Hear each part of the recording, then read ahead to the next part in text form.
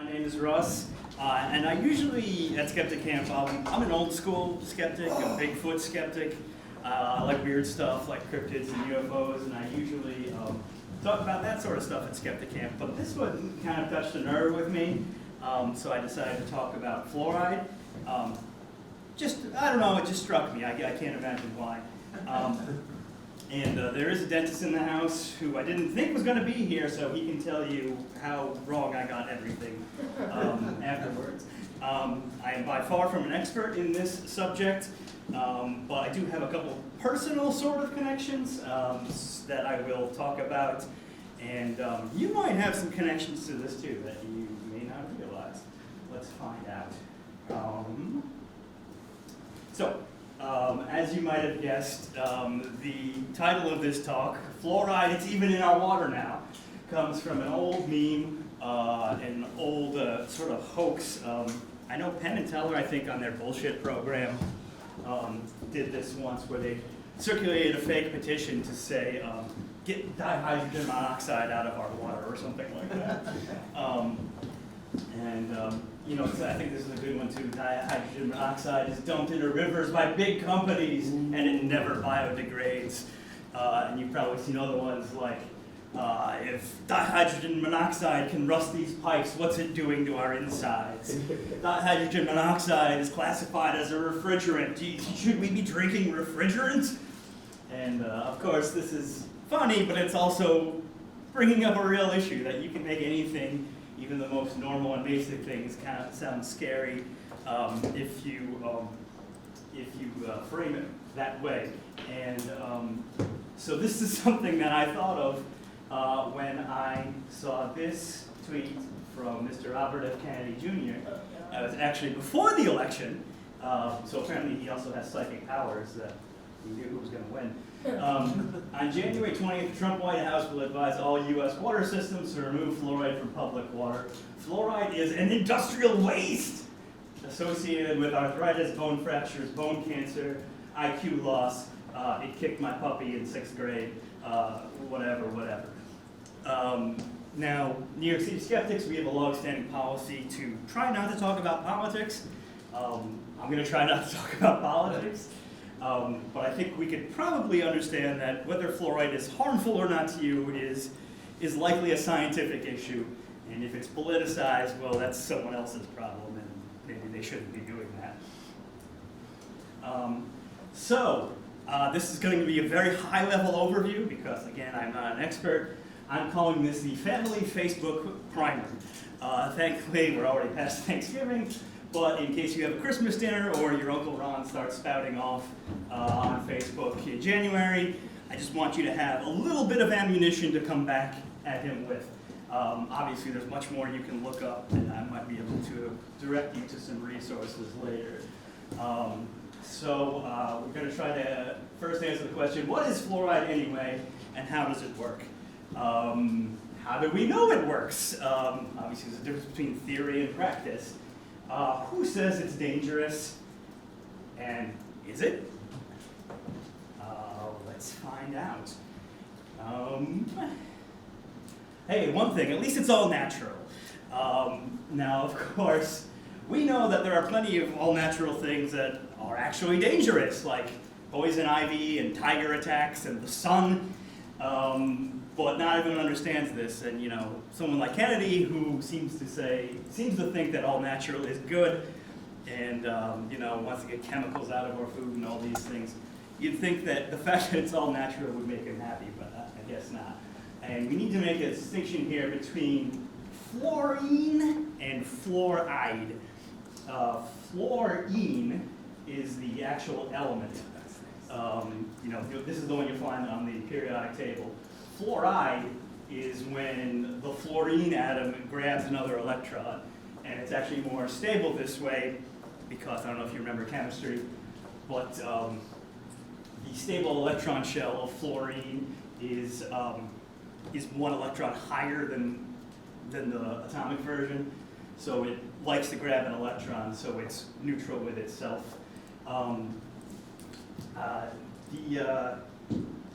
We'll get to this, of course, but NaF, sodium fluoride, is not usually what's in your water. And I looked at my toothpaste last night to see if this was correct. For some reason, my toothpaste, Colgate, has a phosphate ion on there too. I don't know if that's relevant to anyone, but stick that under your hat, I guess. Yes, we'll get to that. Now, this is a lot of words. This came from an article that skeptical dentist Grant Ritchie wrote for me. I'll get to what that means in a bit. Don't tell your Uncle Ron this, because he'll just call you a nerd and give you a wedgie. But this is how it works theoretically, how fluoride makes your teeth stronger. The crystal molecule in your enamel is called hydroxyapatite. Despite its strength, it's susceptible to attack by acids like the ones produced by bacteria. With fluoridation, the hydroxyl ion is replaced by the fluoride ion, which makes it more resistant to dissolution. So basically, go back.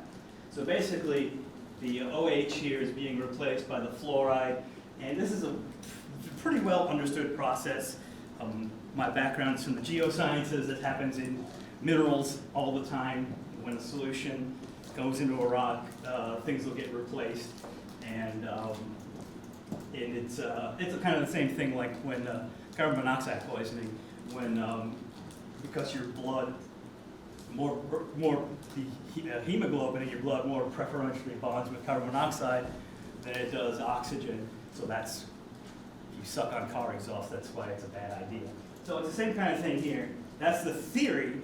How do we know it works? Because at some point you got to put it into practice to see if you can actually make it happen. And, oh, I thought I got rid of that. Whoops. So this is how we know it works. The same kind of thing was going on actually in Grand Rapids, Michigan. Weirdly, very close in time, so I don't know if there was any relation here.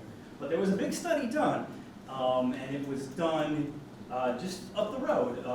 I actually work in the city of Newburgh. I actually made this drive on Tuesday, coincidentally enough. But there was a big study done with two cities in New York, Newburgh down here and Kingston up here, which is actually the first capital of New York for you trivia buffs. So yeah, just like 45 minutes up 87, 2 exits, 30 miles, similar geology, so most of the same stuff is in the water.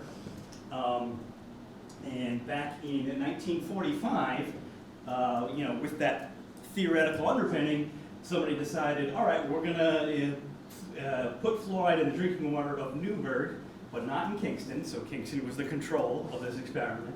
About 30,000 people in each town, and they were going to add somewhere between 1 and 1.2 parts per million of fluoride into the drinking water. Now this is supposed to be a 10-year study. Within 4 years, they kind of tested it out and actually tested a lot of kids into the thousands. And Newburgh children who were between the ages 6 and 12 at the time the study began had 30% fewer cavities than those in Kingston. By the time the study concluded in 1955, it was 41% fewer cavities in children in Newburgh as compared to Kingston. Later studies have put that as high as 60%. There have, of course, been some studies, because there's lots of studies that vary, that put it lower, but there it is. And it's been estimated that every dollar spent on fluoridation saves $38 of dental treatment. It's one of the reasons that the CDC calls water fluoridation one of the 10 greatest public health achievements of the 20th century. Okay, so that seems pretty good, right? That seems pretty clear cut. But there are people out there who say it's dangerous and it's bad for you and we shouldn't be doing it. Well, what kind of people are these? Well, even back in the 40s, like even when these experiments were first being done, you had people saying that water fluoridation is a communist plot to deplete the brain power and sap the strength of a generation of American children. These were obviously very hard-right conservative types, and there were others, and there were some who, with similar bent, who would say it was part of Truman's plot to socialize medicine, and other people who say it's dangerous over the decades, of chiropractors, Christian Scientists, the John Birch Society and those scientific luminaries at the Ku Klux Klan. And some New Age types will tell you that it calcifies the pineal gland and shuts off your third eye. And nobody wants that. Now this is I'm being a little cheeky here, obviously, and this is something of a genetic fallacy. You know, you always want to consider the argument, not the source. So I feel like some of these arguments we can pretty much dispose of out of hand. Let's get to the real ones that need actual examination. So the claim that fluoride is an industrial waste, not really. Hydrofluoric acid and silicon tetrafluoride are industrial waste. Well, technically byproducts of fertilization production. I actually found a really fun article where the fertilizer companies in Florida, where there's a lot of fluorine, I guess I should say, in the rocks under the ground. And as a geoscientist, I can tell you why later if you'd really like to know why that is. And as part of their process, these chemicals, HF and SiFL4, were going up into the atmosphere and making people sick. So in the 60s, people around the town and maybe the local governments said, hey, you gotta do something about this. So what they did is they put scrubbers in the chimneys that converted these very hazardous things. And they are, and HF I actually have a little experience with. I've worked on job sites that had hydrofluoric acid production as a byproduct, and they scared the hell out of you about it. So it is very dangerous. And the scrubbers in the stacks turn these things into fluorosilicic. This is hard to say. Fluorosilicic acid is my best attempt. Fluorosilicic acid is actually the fluoride compound that is typically added to water supplies. Now, which I should have mentioned earlier, those results from the Newberg study and from the Grand Rapids study were so striking that, again, that study started in 45. By 51, the government was already recommending that town water supplies fluoridate their water. And it was the same then as it is now. There is no mandate, the federal government does not make anyone fluoridate their water. It is a local town, city decision. But fluorosilicic acid is typically what's used now. NaF, sodium fluoride, is what used to be used. It is still used in some places today. But I guess that's where the industrial waste comes from. And you might say, or the average person, I guess, might say, well, if HF is so dangerous, how is this not so dangerous? Of course, we also know that you can take sodium, elemental sodium, which is very reactive with water. It explodes when in contact with water. And you can take elemental chlorine, which is a very poisonous gas, combine the two, and you get salt, which is something we all need to live, NaCl. So chemistry is weird. Just because one thing that has an element is bad for you doesn't mean another thing that has the same element will also be bad. Skeletal fluorosis is a real thing. I think this is what Kennedy was talking about when he talked about the increase in the possibility of bone fractures, because when you have skeletal fluorosis, kind of like we talked about before, the fluoride ions replace the ions in your bones, makes them stronger, but it also makes them less flexible, which means they're more brittle and prone to breaking. The thing is, skeletal fluorosis, you really only get it from a chronic inhaling of fluoride dust. Like if you work in a factory where this is in the air for 20 years, that's how you get skeletal fluorosis. You're probably not going to get it from fluoride in your water. And the bone cancer thing, I think he just made that up. Because I tried to find some kind of reference for this. There's apparently nothing in the medical literature. No studies have ever been done on this, so there's no suggestion that fluoride may cause bone cancer. I did see someone suppose how someone might think that, in that fluoride can accumulate in growth plates in children. If you don't know, that's how bones grow. like for example, in your humerus, when you're a kid, you have a growth plate here, and that produces a lot of new cells and pushes the bone down, and that's how your bones lengthen. And I guess the idea was that, I don't know, like, there's a lot of cells going on, there's fluoride there, maybe it could cause cancer, which is a proliferation of bad cells. Again, there's no mechanism. No one has ever actually studied this. It's pretty much just made up. And you probably heard about this 2024 study that came out over the summer. This was done, again, by the US government.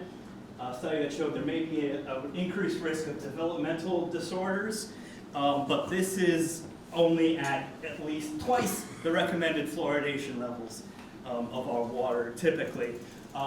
It is a little interesting because now in the 21st century at some point, the recommendations were adjusted down.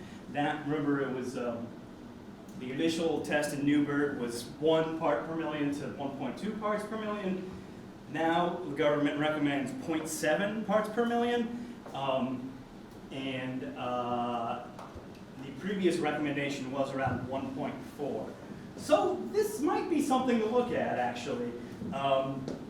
But you know what else is funny is that, again, because of the geology, there are some places in the United States, like places near volcanoes, probably Florida too, because of all the fluorine in the rocks. So again, that's the current recommendation is 0.7 parts per million. The old recommendation was around 1.2, 1.4 parts per million. There are certain places in the country where the natural concentration of fluoride in the water is something like 50 parts per million. That's 50, not 15. So about 50 times the recommended concentration. And I didn't look super hard, but I don't think there have actually been any studies specifically on those communities. You would think that if fluoride was that dangerous, that someplace that had 50 times the safe concentration, it would be a disaster. But you don't hear about that. So I would still like to see the studies. But like I said, I don't know if they've been done. All right, that's all well and good, but hey, what about the precautionary principle? Like, we have other ways to get fluoride into people's teeth now. We have fluoridated toothpaste. We had dental sealants. Did anybody get dental sealants when they were a kid, or is that just me? Okay, a few people. I'm a kid. Yeah. Of course, you get them now, right? Because it's just little plastic things they put on their molars, which help keep the tooth from decaying. So what's the big deal? We have this. What do we need fluoride in the water for? Well, I'll tell you, my wife is a dental assistant in Rockland County, and they don't fluoridate their water because of the water in Rockland County has never been fluoridated. They voted to put fluoride in the water in 1978, but before they got the chance to, in 1981, local politicians appointed fluoride haters into the Board of Education, and that was that. That was it. They said they overturned the rule, and there was never been fluoride in Rockland County. And my wife, anecdotally, she says that she's seen a 9-year-old with a permanent molar that they've had to do a root canal on. They've had kids come in who have cavities in every single tooth. There are confounding factors here. She does work in an Orthodox Jewish community, in this Orthodox Jewish clinic. A lot of them don't like to brush their teeth. I don't know why. I've asked her. I don't think she really understands why. So there's a confounding factor there, but I was able to find an article with quotes from other dentists who don't work at such clinics, such as this pediatric dentist, Jerry Lynn Waldman, who said, I see a lot more cavities here than I did in New York City or New Jersey. There's a big difference. And if you need something a little more concrete and a little more quantitative example, in a 2012 Portland, Oregon survey, Portland, Oregon water has also never been fluoridated for similar reasons. Children with cavities dropped from 64% to 52% between 2007 and 2012, likely because of increased use of sealants, because the use of sealants did go up also during that time. But here's the thing. If you look deeper into the data, there was no change when looking at just black students.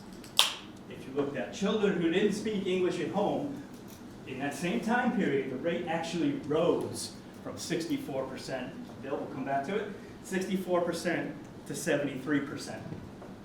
And I think that's the point here, ultimately, or at least it's the point I want to make, is that if you take the fluoride out of the water, folks like us, middle-class people, well-off people, probably be all right. Kids might have a couple more cavities. Take them to the dentist, get their cleanings, et cetera, et cetera. For people with fewer resources, this could be a big deal. People who aren't as well off as we are, poorer people, it's probably going to be a problem. And, you know, if you want to think about the Orthodox Jewish communities again, like, okay, it's their decision not to brush your teeth. I don't know what that's coming from. Some of them say they want an all-natural toothpaste. Again, fluoride is natural. But some of them use a toothpaste that doesn't have fluoride in it. I don't know. Their reasons are the reasons, whether they're cultural or for whatever reason. They probably still don't deserve to have their teeth rot out of their head. And yeah, I think that's my point. So use this information as you will. Go double check me. Bill, let me finish. Bill, let me finish, and then we will get to questions. And as Marcus said, besides being president of the New York City Skeptics, I do something I call AIPT Science on the website aiptcomics.com, where I solicit people such as yourselves to write articles about science and skepticism in and of pop culture. A lot of what you saw in this talk today, some of it is actually from something I wrote 10 years ago from in a science journalism class, funnily enough. But some of it also comes, as I mentioned, from an article that Grant Ritchie wrote me, that dentist, a few years ago. There's Marcus's article on the Amityville horror. You can go look that up. Very well done, very exhaustive. Rob Palmer, who's coming up later today, has written a bunch of stuff. If you like his talk about UFOs and the possibility of alien life, he's written several articles about that. So you can go check those things out. These things are designed to be shared with the layperson who wouldn't read skeptical media normally. And like I said, you can contribute. I'm a very giving editor. You don't feel like you have to be a good writer, because I'll fix it. And if you want to take a picture of this slide, you can find my little corner of the IPT Comics there. I started a Blue Sky account, which is getting pretty good traction so far. I'm trying to move away from Twitter. And go, please find the New York City Skeptics on Facebook and meet up. There's a donation box in the back if you would like to contribute. And that's all I got. I know, Bill. Go ahead, Bill. In the 2012 Portland thing, did they add fluoride or did they take it out? What was the change? Nothing. Oh, so this There was was no change. spontaneously occurring noise. I mean, I didn't read the actual paper, so I don't know what the conclusion of the paper was. But again, this drop from 62% to 52% was concurrent with it wasn't exactly the same numbers, of course, but was concurrent with an increased use of sealants for kids in the area. But the 64 to 52, that you think was a consequence of the popularity of sealants? I'm not drawing conclusions. Oh, okay, sorry. I'm saying the rate of cavities dropped at the same time the rate of sealant use increased. Yeah. Okay. You can draw your own conclusion. Correlation does not always mean causation, of course. All right. But draw your own conclusions. Fair Yes. I'm not sure I understand, because so fluoride is not toxic, but it can be toxic. Well, that's the thing, is that whether something is toxic or not is all about the dose. There's I forgot to look up that tweet. But even water is this just my talk, or is this my question? That is the end of your talk. Okay, so we still have questions. We still have 5 seconds. Yeah, so like even water is toxic if you drink too much of that. Okay, if you Salt drink, is toxic if you What's that? Salt is toxic. Yeah, yeah. Anything. But even water, which is something that's Pure water. basically neutral. Yeah, like if you drink too much water, Pure it'll water. kill you. If you drink too much pure water, it'll kill you. You have water toxicity. Water toxicity. But you have to drink a lot of it. You have to drink And you don't need to worry about this yet, but it's something I enjoy. It's the same with alcohol. You drink a little bit of alcohol, it's fun. You drink a lot of alcohol, it'll freaking kill you. It is fun, I actually. I'm not liable. So that's the thing. It's like everything is toxic in the right dose. It's the amount of whether it's a teeny tiny dose or a whole lot of it. But that's an excellent question. You can Thank you. overdose on vitamin C. Thank you for asking. Chemical What? Is that burn. true though? Because vitamin C is water soluble. It's very difficult, but occasionally influencer. Once in a while, a Really? fitness influencer will overdose on vitamin No C. kidding. Yeah. Lesson learned. And there's an anecdote about the filming of Wolf of Wall Street. They're using vitamin C powder as a substitute for cocaine, I think. Really? Yeah, and again, when they're filming the movie, of course, they can't use real cocaine. So they were So snorting. so they're snorting vitamin C Ugh. powder, and it actually caused some problems for them. They had some Craig, I see a hand in the back. We're gonna go there first. Do you know anything about like water fluoridation in other countries, and is there like is there an argument that like other places don't do it, so we should do it? Is that part of the argument? I didn't. I saw a little bit of that, but I was really trying to concentrate on the U.S. Yeah, I'm sure that's part of it. Europe. I think a lot of places in Europe have a ban on fluoride, water fluoridation. Governmental water fluoridation. But we've also seen. Just because somebody does something doesn't mean it's the right thing to do. We've also seen they also ban GMOs in a lot of European countries and things like that too. Craig and then Marcus. I noticed all of your things that the politicians are stating are bad. Now, one of them, don't you think the politicians that are griping are of the age where they saw Dr. Strangelove, where the whole plot point was they're putting fluoride in our water and ruining our precious bodily fluids? And, Yeah, I mean, and I mean, that's where I first, in modern culture, have seen that fluoride is bad for you thing. And excuse me for getting a little political, but I feel like a lot of the let's go back to Kennedy. He's anti-everything, right? Who? Kennedy. Kennedy. RFK. He can't even read half the words. He's on your anti-everything. thing. He's anti-fluoride, he's anti-vaccine, he's Mhm. anti-this, he's Yeah. anti-that. Some people are just contrarians. Got it. And I think there's a lot. You This don't wanna is argue. me speaking from. This is just me talking. I'm not. So don't take this for anything too serious. But I think there's a big contrarian bent in the country right now, and some people like contrarians. And Is that like devil's advocate, but human advocate? something like that, or just distrust of authority in general. If an authority says it, it must be wrong. It's funny because you'll see I don't know if people are familiar with Michael Marshall. He spoke at Nexus once. He does the Good Thinking Society over in England. He talked about going to a flat Earth conference once, and the people would give talks about flat Earth. Oh, the Earth is or they would come up with it wasn't necessarily flat. They had all different ideas about what the stars were. Like every talk had a different, incompatible view of the Earth and the universe. Like no two talks could resolve each other, and yet they weren't arguing with each other. They weren't saying no, it's not like this, it's like this. In between talks afterwards, they were all just kind of united in the fact that the authorities were wrong. that the official story was a bad story, and that's what they needed to oppose, and they weren't arguing with each other. So that's my commentary, and don't take it as any more than that. We're going to go Marcus and then Bill again.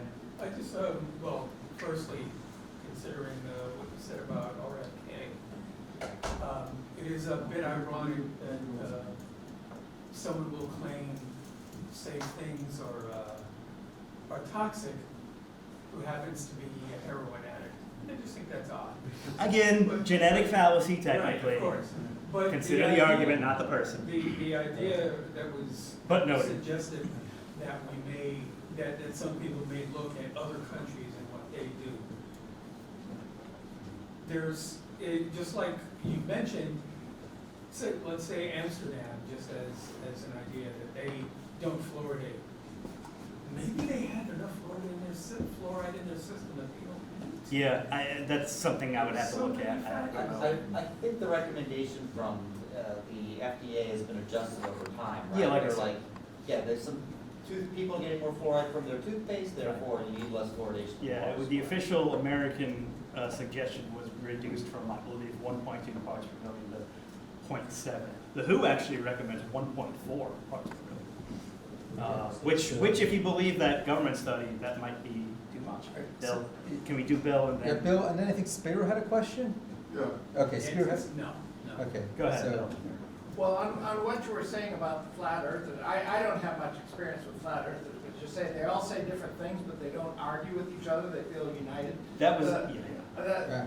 It's very similar in climate science. The people who claim that climate change is not real, or that we shouldn't do anything about it, they make a lot of different arguments Yeah. that are not mutually compatible, but they don't argue with each other. They're brothers in arms because they just feel we should not reduce the rate of combustion of fossil fuels. Whatever it takes. Spiro, what did I get wrong? No, I just want to congratulate you on a very well done presentation. Thank you. You were right on all points. But if That I can't be could- true, that can't be true. He's a dentist, by I the am way, now. that's why he's saying that. If He's I- an actual if I could dentist, just so. flesh it out a little bit. Yes. Fluoride is obviously in all the water supplies. It is a naturally occurring constituent of most waters in varying degrees. And the way we found out about fluoride in the first place was in Texas. There was a town that had a naturally very high level of fluoride in their water. And people there had these really ugly teeth because one of the reasons that the ADA wants to limit the amount of fluoride is in too high a level, it'll cause something called fluorosis in teeth, where they become discolored, either white or brown. So that's the problem with over-fluoridating. It's not some systemic problem, but rather a local problem on teeth. So just to make it, we want to make our teeth caries free, but we want to make them look pretty too. And the people in Texas who had Texas teeth, they were ugly, but no one had any cavities. They were, it was great. And people, so we started figuring out, well, why? And they researched it and they found. I would be interested to know what the concentration was in that. It was about 4.4, somewhere around there. Okay. Yeah, right. As I recall, I could be wrong. But fluorosis, I think you're saying that, and this is what I Would you think rather we anyway. both go up here? No, well, I'm sitting down so okay, much. yeah. That fluorosis is a cosmetic thing, it's not actually That's detrimental. right. That's right. It's not detrimental, but it just doesn't look pretty. Right. Then there was the allusion made to low IQ, and there was a study that was referenced at the Times that correlated fluoride with low IQ. So what I did was I checked the hyperlink of the article in the Times, and I found another article, and then that had a hyperlink, and that wasn't an original article. So then I found another article that was a hyperlink, and then I went there, and then that wasn't the original article that was quoted. They were quoting another article. So I finally found the article that showed the lowering of IQ and fluoride, and it was in China. And they were testing the water in this stream that had 11 parts per million. So it was way, way higher than the fluoride concentration that the CDC recommends. The other constituent that all the subsequent articles left out was it had a considerable amount of lead in the water. So this was the nascent. That's good. This was the birth of that whole thing, and through a series of journals that misquoted it or left out key parts of it, they only kept the fluoride content in. So that then became part of dogma, and most of the other studies that relate fluoride to any kind of deleterious effect are either in China, Iran, and I think there was one other country, maybe Turkey, not Turkey, I'm not sure. But China and Iran were the leaders in this, and they're not really known for their scientific rigor. Well, that was my scavenger hunt. Like, when I was doing this talk, was taking Kennedy's statement and saying, where did he come up with this? Right, Like trying to exactly. figure out where all this came from. So I did the detective work, and Yeah. I found that. And, also, fluorosis, too much, all right, one final thing regarding sealants. I've never been a big proponent of sealants, and the reason is, my practice is on 72nd Street and Central Park West on the Upper West Side. So no child escapes adolescence without going to an orthodontist on the Upper West Side or sealants. And yet I see all these people coming in without sealants that look great in their 30s, or people with sealants that have problems with it. And I spoke to someone at the ADA about that. And I said, she was part of the Academy of Periodontics. I said, why are you, pedodontics? And I said, well, why are you doing this? And she said, because the demographic that you are in is not representative of the rest of the country.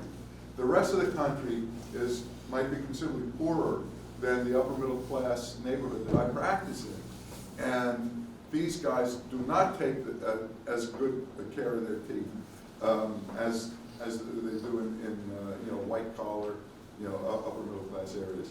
So there are other things. So at any rate, I'm being given the hook. So I just wanted to point that out. That was a very excellent. Have you seen the original article you saw was in the New York